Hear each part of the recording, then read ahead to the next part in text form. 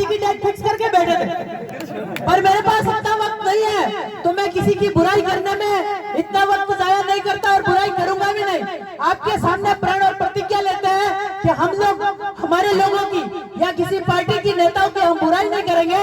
हमारे पास मुद्दे इतने लड़ने के लिए, इतने मुद्दे हमारे पास लड़ने के लिए है कि हम लोग उस पर ही काम करें तो सुबह से शाम कब हो जाती है हमें पता तक नहीं चलता।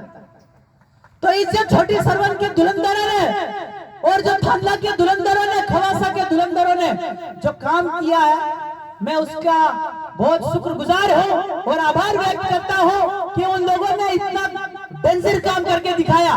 अभी जैसे मैं छोटी सरवन आने वाला था, कार्यक्रम तो अभी है और उन्होंने एफआईआर, सारी एफआईआर जो शरणार्थियों के खिलाफ साहूकारों की वो सब डन कर दी।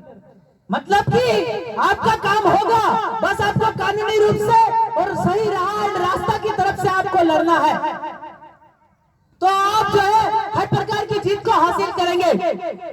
मैं आपका जेल में रहा 17 महीने 2 दिन जेल में रहा, पर वहां पे 1 साल तक तो मुझे एक बंद दीवार के अंदर रखा।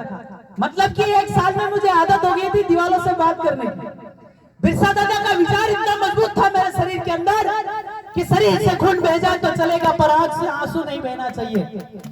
मैंने उन विचारों को पढ़ा, उनको समझा और अपने जीवन में उतारा, तो उन दीवालों ने कभी मुझे रोने नहीं दिया। बिरसा दादा की आहू ने, अब्रू ने कभी रोने नहीं दिया। वो वही दीवाल थी, वो वही लोकप था, वो वही काल कोठरी थी जहां बिरसा मुंडा का चमड़ी उधेड़े गया था। मर गया आदिवासियों का पूत, पर कभी नहीं कहा कि मैं आदिवासी नहीं हूं, देश का मालिक नहीं हूं। उस समय जो चमड़ी निकाली जा रही थी, उस समय जो बकरे का खाल निकालते वैसे बिरसा दादा की खाल निकाली जा रही थी, तो उसमें जो दर्द हो रहा था वो दर्द समाज के दर्द से कम था।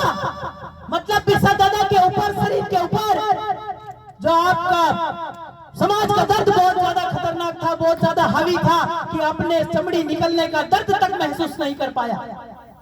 आपको ऐसा शूरवीर बनना होगा। मौत तो बहुत देखी मैंने जेल के अंदर से। मेरे 2 भाई जो दिल के करीब थे, शूरवीर थे, योद्धा थे, गुजर गए। आंसू भी आए, आंसू को रोक नहीं पाया।